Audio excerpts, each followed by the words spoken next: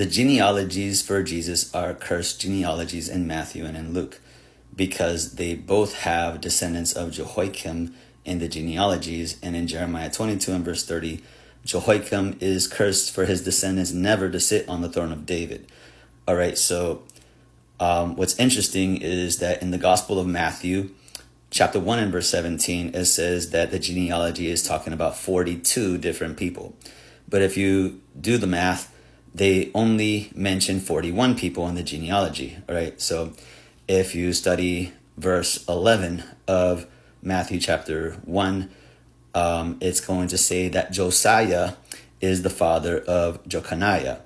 All right, and that's not true, because if you look in 1 Chronicles chapter 3, you're going to see the descendants of Jehoiakim there, and you'll see that Jehoiakim is the father of Jeconiah, and Josiah is the father of Jehoiakim. All right, so they altered the verse to try to cover up that the genealogy is a cursed genealogy, because whoever originally wrote the Gospel of Matthew included all 42 names, and then later in history they removed the name of Jehoiakim to try to hide the fact that it's a cursed genealogy.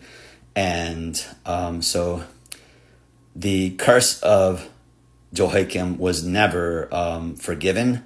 There are Christian apologists that try to argue that the curse of Jehoiakim is done away with, that he was forgiven because of what it says in Haggai chapter 2 and verse 23, that Zerubbabel, a descendant of Jehoiakim, is called that he will be as Yahweh's signet ring. All right, and this does not mean that the curse is lifted, because a signet ring is only symbolic to authority.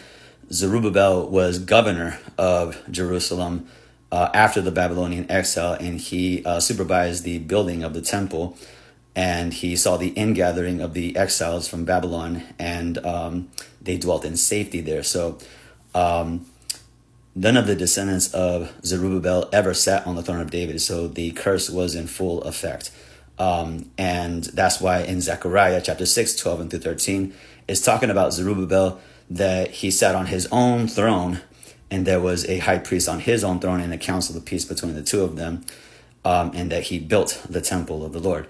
And so it's not about Jesus. Zechariah 6, 12 and 13, it's about Zerubbabel. And also Jeremiah 23 and verse 5 is not about Jesus, it's about Zerubbabel. It is translated as a king, but the word melech doesn't always mean king.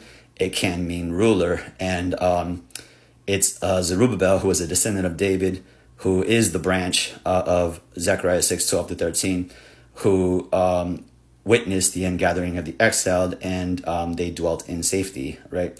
So it's a match for Zerubbabel for Jeremiah 23, verse 5. It's not a prophecy for Jesus.